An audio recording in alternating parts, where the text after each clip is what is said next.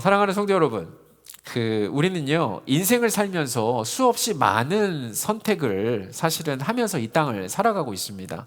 무엇이 옳은지, 어느 방향으로 가야 하는지, 어떤 길이 하나님이 기뻐하시는 길인지 때로는 참 헷갈릴 때가 많은 것 같아요. 문제는요, 선택이 아니라 기준입니다.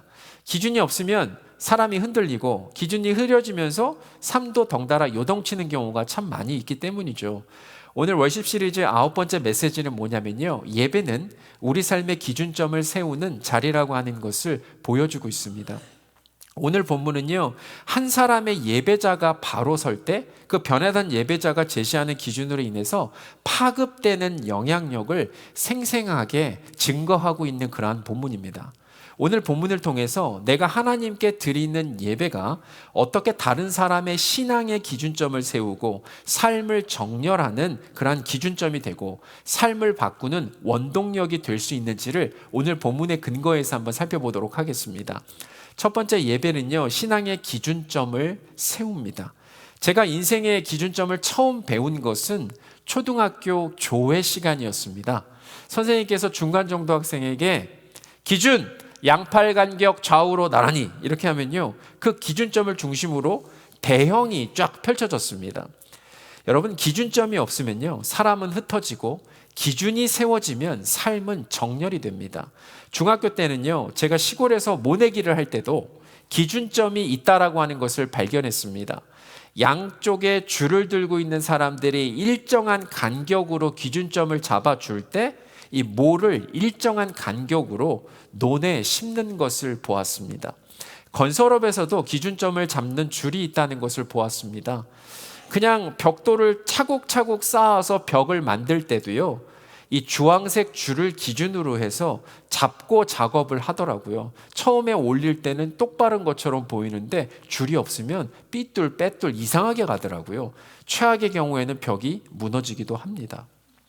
이처럼 우리 인생에 왕 되시는 하나님께 예배를 드릴 때도 신앙의 기준점이 우리가 잘 잡혀 있다면 우리 예배는 교회와 세상에서 하나님께서 가장 기뻐하시는 신령과 진정의 예배가 되지 않겠습니까? 오늘 본문에 등장하는 요시아는 예배의 기준점을 제시해 주는 사람이 그에게 있었습니다. 본문 1절을 보시면 요시아가 왕위에 오를 때 나이가 8세였습니다. 10살도 아니고 8살 왕이 된 꼬마 아이에게 본문 2절은 뭐라고 이야기를 하냐면 여호와 보시기에 정직하게 행하였다라고 기록하고 있습니다.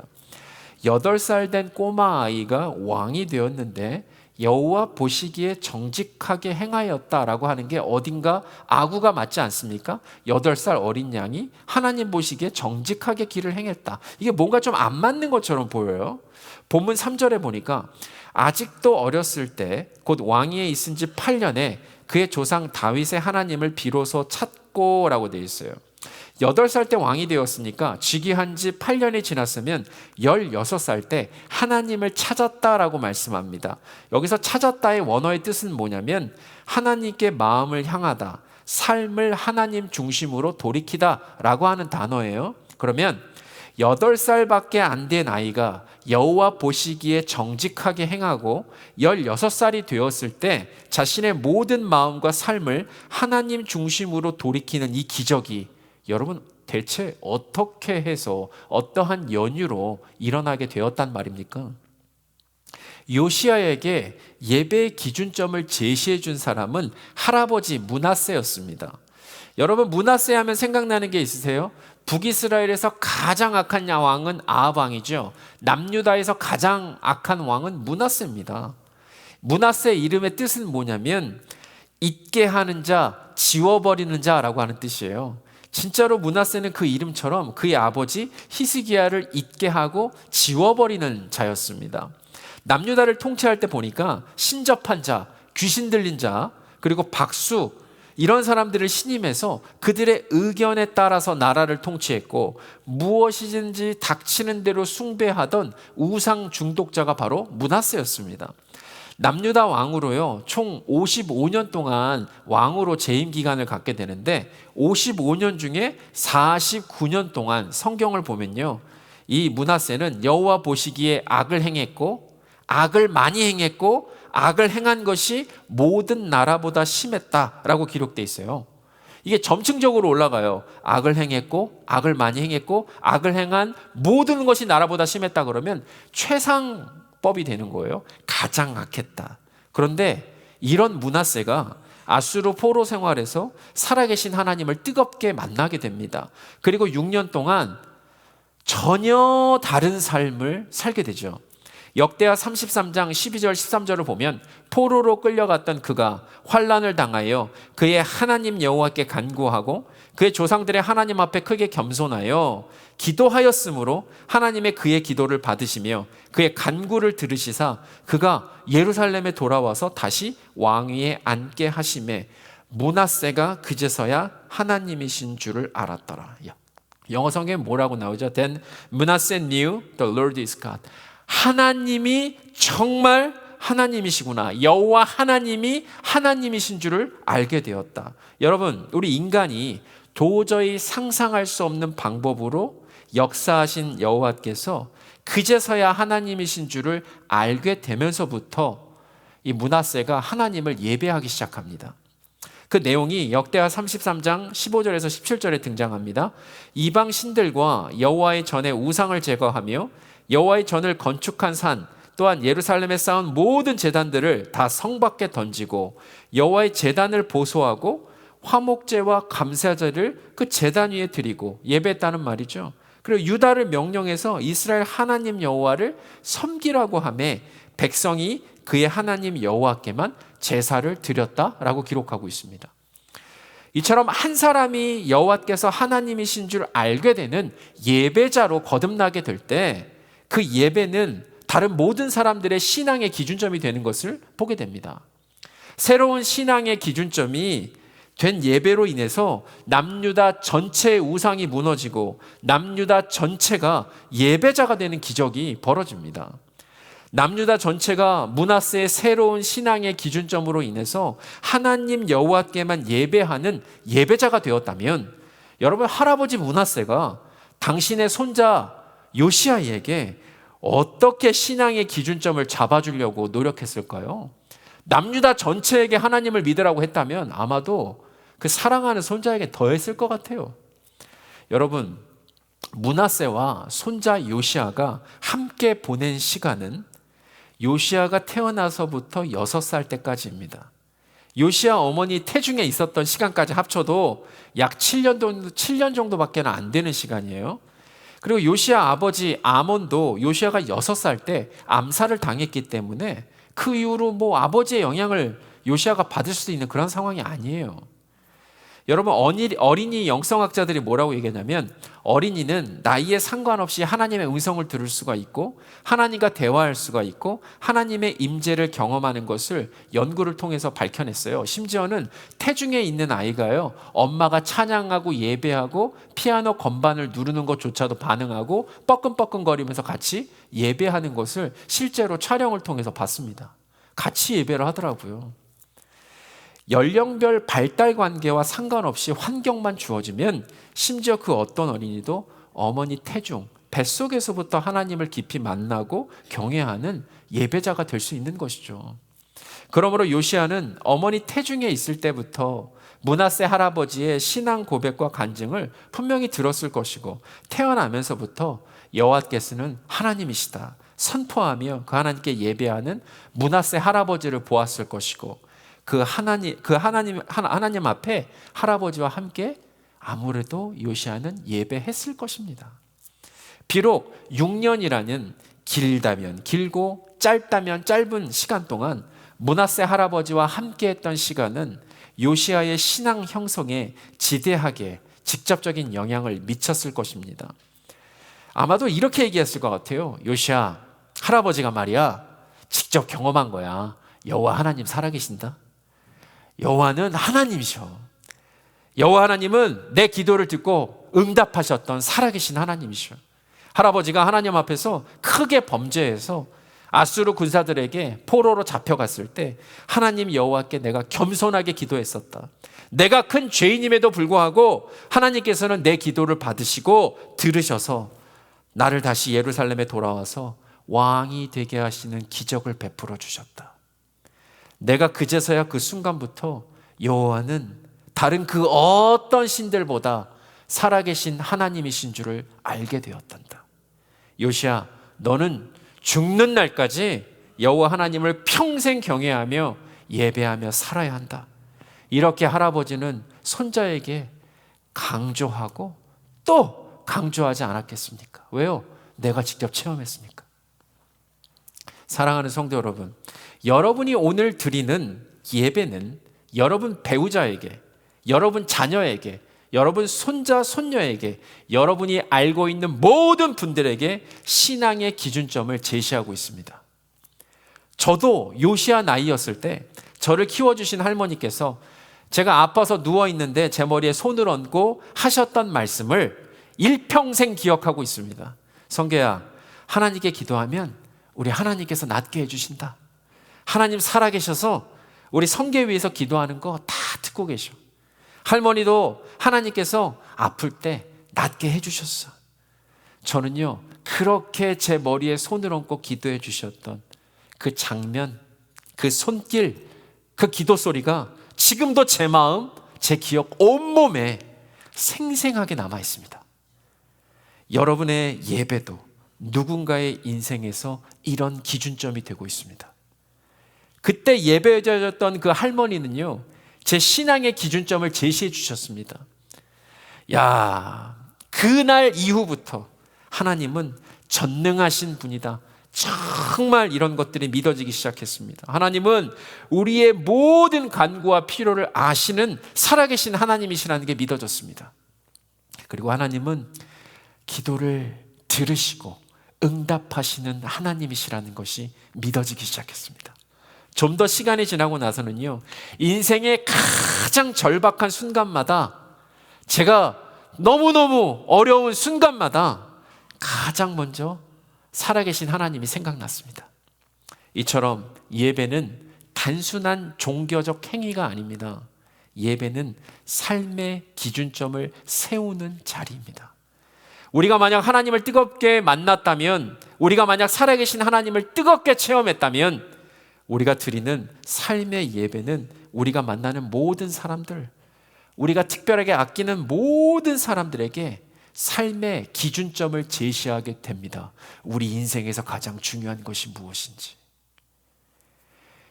여러분, 월십의 뜻이 뭘까요? worship, 가장 귀한 것을 ship, 내가 생각하는 가장 귀한 분들에게 올려드리는 것이 예배의 뜻입니다.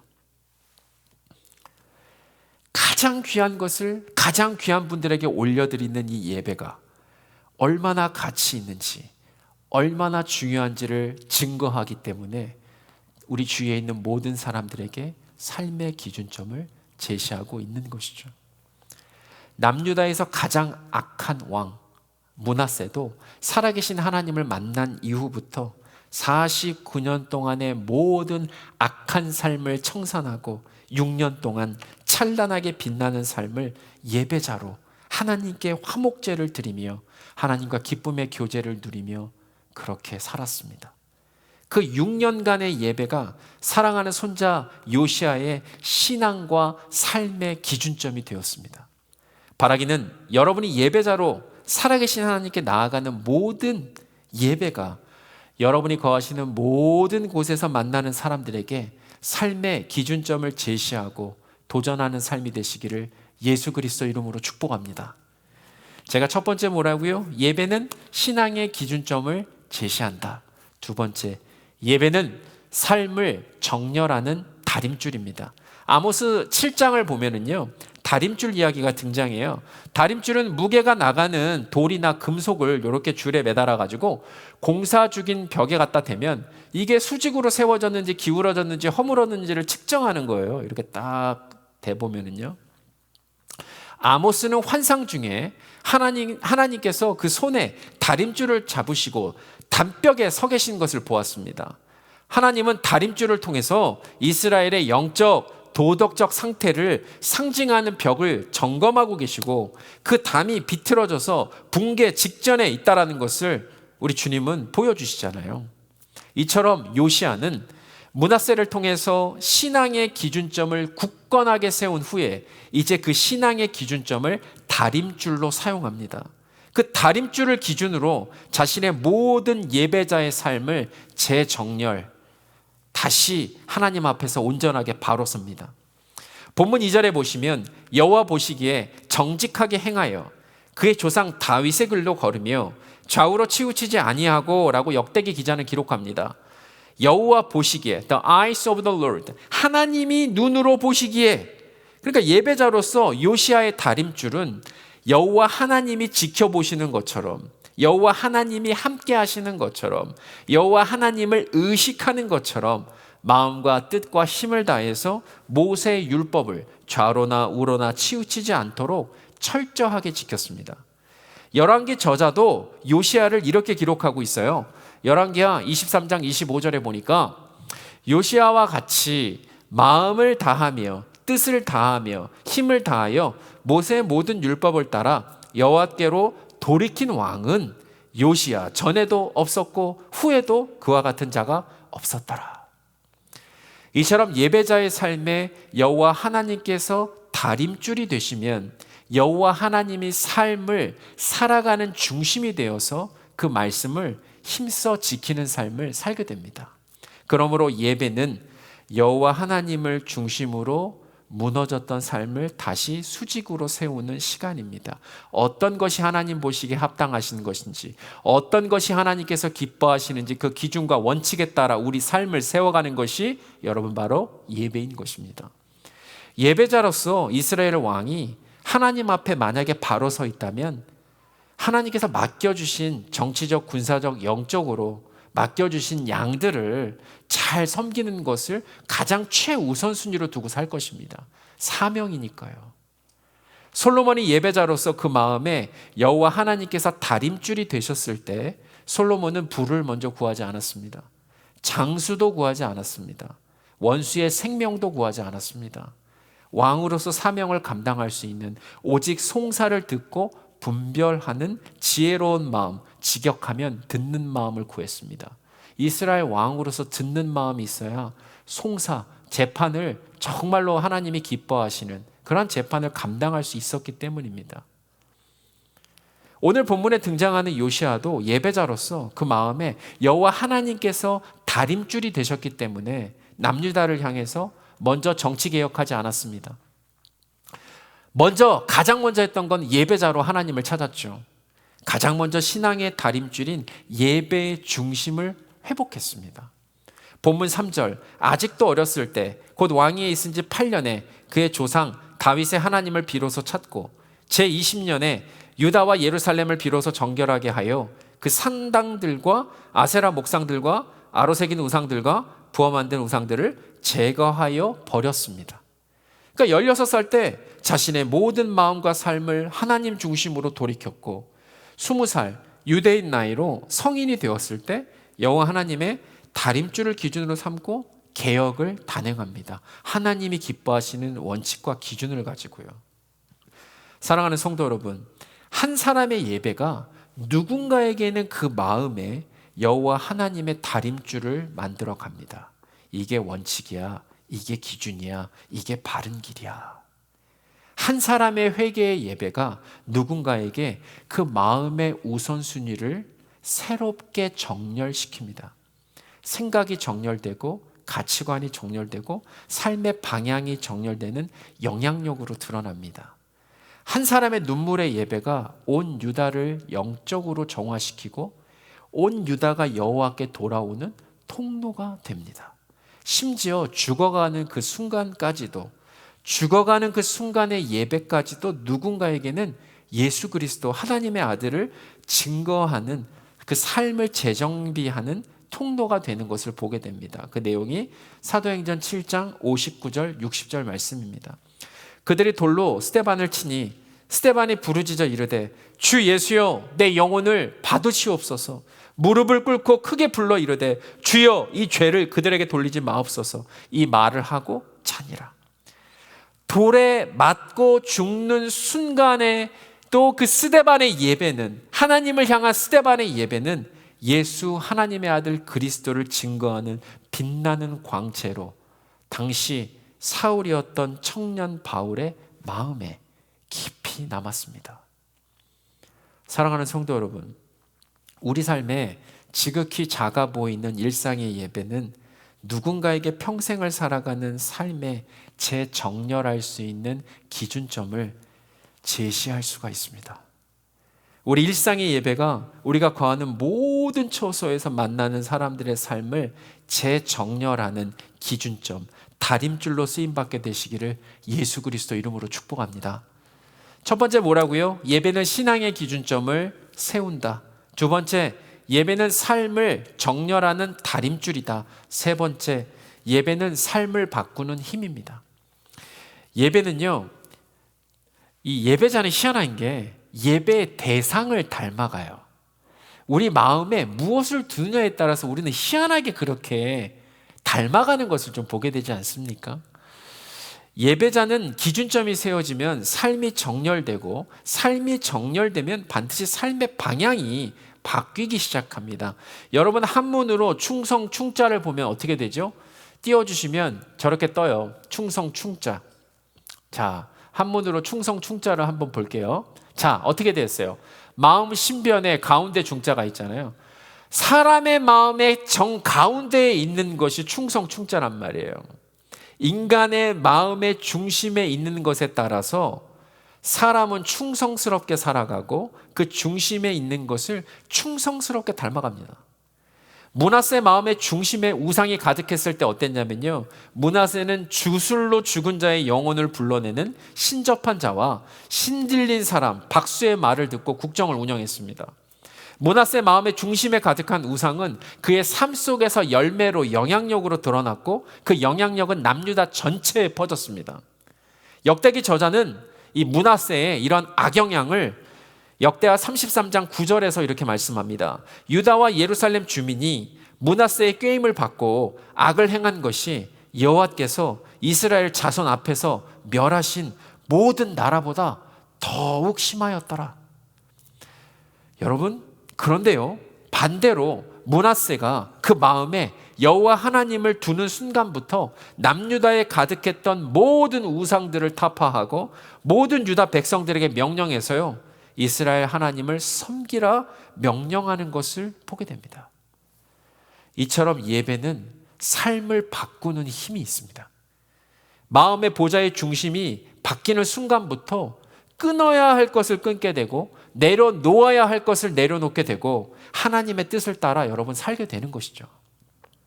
제가 최근에 레몬과 자몽 씨앗을 정성스럽게 싹을 틔워서 화분에 심었습니다.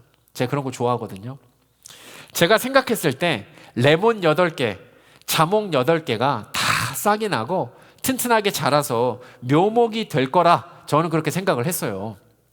그런데 분명 지퍼백에서 싹을 틔울 때는 다 튼튼하게 잘 자라는 것처럼 보였는데 막상 집 밖에 있는 화분에 심고 보니까 다 죽고 아직까지 2개 정도밖에 살지 않았어요.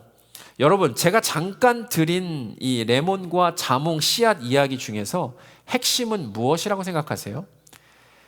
아이고, 지퍼백에 그냥 씨앗을 틔워서 묘목을 만드는 시간에 마트 가서 사 먹겠다, 이렇게 생각하시는 분도 계시고, 뭐 다 죽고 2개 남는 뭐 이거 왜 해요, 시간 낭비, 이렇게 생각하실 수도 있겠습니다. 그런데 핵심은 뭐냐면 씨앗을 뿌렸는데 그 씨앗이 결실을 맺는다. 여러분, 이게 핵심입니다. 씨앗이 싹을 때는 눈에 보이지 않는 것처럼 보여요. 예배도 그럴 수 있습니다. 예배 중에 변화에 싹이 트는 것이 안 보일 수도 있어요. 그러나 예배는 조용하지만 가장 강력한 변화가 일어나고 있는 시간이고 가장 변화가 강력하게 일어나는 시작점이에요. 오늘 우리가 드린 예배가 언제 누구의 삶에서 어떻게 열매 맺을지 우리는 모르기 때문이에요. 므낫세 할아버지가 일상의 삶에서 뿌려놓은 예배의 씨앗은 손자 요시아가 왕위에 오른 지 8년 되었던 16살에 결실을 맺게 되었습니다. 처음에 일상에서 예배의 씨앗을 뿌릴 때는 아이고 이게 뭐 길가에 떨어진 거요, 흙이 얕은 돌밭에 떨어진 거요, 가시떨기 위에 떨어진 거요, 좋은 땅에 떨어졌는지도 모르고, 므낫세는 하늘의 부르심을 받아 그렇게 생이 끝났지만 요시아가 왕위에 오른 지 8년째 되던 16살에 드디어 여러분 결실을 맺었습니다. 요시아는 왕이 된 지 8년이었던 16살 때부터 자신의 모든 마음과 삶을 하나님 중심으로 살기로 결단합니다. 요시아는 왕이 된 지 12년이었던 20살 때부터 남유다에 가득 찬 우상을 제거하고 하나님 중심으로 이스라엘의 삶, 이스라엘의 모든 나라를 다 구석구석 개혁합니다. 그리고 요시아는 26살 때부터 성전을 수리하고 그 수리하면서 율법책을 발견하고 선지자 사무엘 이후로 끊겼던 절기, 유월절을 회복시켜서 다시 지키게 만듭니다. 사랑하는 성도 여러분, 할아버지에게 귀가 못이 박히도록 들었던 여호와께서는 하나님이시다. 하나님은 살아계신다. 하나님께 기도하면 반드시 응답하신다. 그 한마디가, 그 한 번의 예배가 손자의 삶을 바꾸는 씨앗이 되었습니다. 여러분의 남편과 아내 마음밭에, 여러분의 아버지 어머니 마음밭에, 여러분의 아들 딸들 마음밭에, 여러분의 손자 손녀 마음밭에 예배의 씨앗을 끊임없이 뿌리시기를 바랍니다. 예배의 씨앗은 그들의 삶을 바꾸는 능력의 예배자로 만드는 놀라운 기적이 여러분 므낫세 가문에 임했던 것처럼 여러분의 가문에도 임할 수가 있습니다. 므낫세는 6년 동안 손자 요시아에게 예배의 씨앗을 뿌렸습니다. 아들 아몬에게도 6년 동안 동일하게 예배의 씨앗을 뿌렸겠죠. 예배의 씨앗은 문제가 없었지만 그 씨앗이 뿌려진 마음의 밭은 달랐습니다. 므낫세의 아들 아몬은 예배자로 거듭나지 못하고 단 4절만 성경은 그를 기억하고 있고, 요시아는 예배자로 거듭나서 총 2장 60절에 걸쳐서 성경은 그를 기록하고 있습니다. 요시아에게 떨어진 예배의 씨앗은 가장 귀한 것을 붙잡는 삶에 올인하게 만들었습니다. 오직 하나님만이 이스라엘을 지켜줄 수 있는 분이시다. 이스라엘은 하나님을 떠나서는 망할 수밖에 없다. 여호와 보시기에 정직하게 행하는 다윗의 길을 걸어야 한다. 이것이 내가 사는 길이고 온 유다 백성이 사는 길임을 요시아는 확실했습니다. 하나님께서 그러므로 가장 가증하게 여기는 우상들을 끊어내고 온 유다의 개혁을 시행합니다. 다림줄이 확실하잖아요. 하나님 보시기에 이건 아니다 싶은 건 다 잘라내고 도려내고 뿌리를 뽑기 시작하는 것이죠. 본문 6절에 보시면 므낫세와 에브라임과 시므온과 납달리까지 사면 황폐한 성읍들에 그렇게 행하여라고 기록되고 있어요. 여러분, 요시아 시대 때 북이스라엘은 이미 아수르에게 멸망을 당했어요. 북이스라엘은 지금 아수르의 영토로 편입된 상태란 말이에요. 그러면 납달리, 므낫세, 에브라임 지역은 북이스라엘 지역이에요. 누구 땅이에요? 아수르 땅이란 말이에요. 그리고 시므온은 최남단 지역이에요. 북이스라엘부터 남유다 끝에서부터 끝까지 싹 다 개혁했다는 말입니다.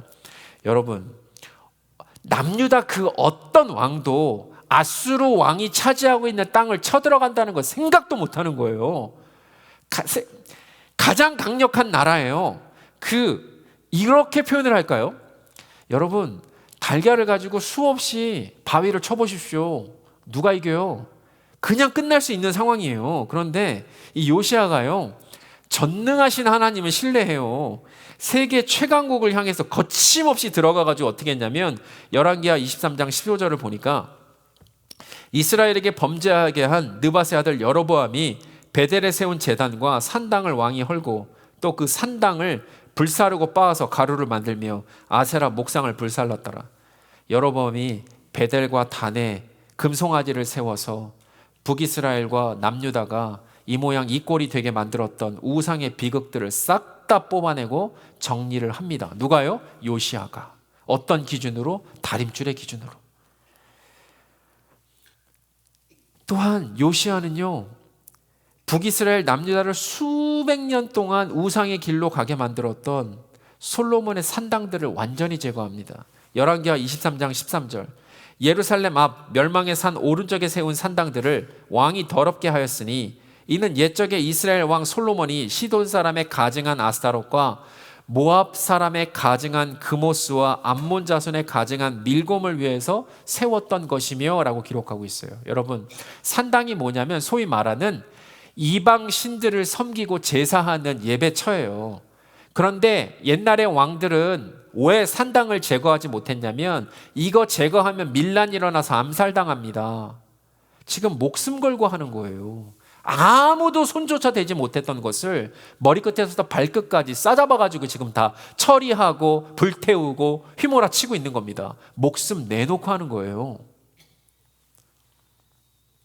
한 사람의 예배의 씨앗이 누군가에게 떨어질 때 수백 년 동안 북이스라엘과 남유다를 영적으로 무너뜨렸던 산당까지 제거하는 능력으로 나타나는 것을 보게 됩니다. 한 사람의 예배의 씨앗이 누군가에게 씨앗이 되어 떨어질 때 여호와 하나님이시라면 다림줄에 대한 기준을 가지고 하나님 보시기에 합당하지 않은 모든 우상들을 설령 아수르 땅이라 할지라도 그곳에 가서 북이스라엘부터 남유다까지 회파하며 솔로몬의 산당까지 다 제거하더라도 살아계신 하나님은 나를 지켜 보호하실 것이다. 그 믿음으로 온전하게 개혁하는 예배자가 됩니다. 사랑하는 모든 성도 여러분, 바라기는 예배의 씨앗을 뿌리시기 바랍니다. 그 예배의 씨앗은 여러분의 신앙 고백일 수도 있고 여러분의 신앙 간증일 수도 있습니다. 여러분이 경험한 회개의 고백일 수도 있습니다. 여러분이 만난 하나님에 대한 이야기일 수도 있습니다. 여러분, 이것도 너무 힘들고 귀찮으시다면, 너무 힘들다면 지나가는 말이라도 하나님은 살아계시오. 하나님은 너의 기도를 들으신다. 그것이 바로 우리가 믿는 하나님이다.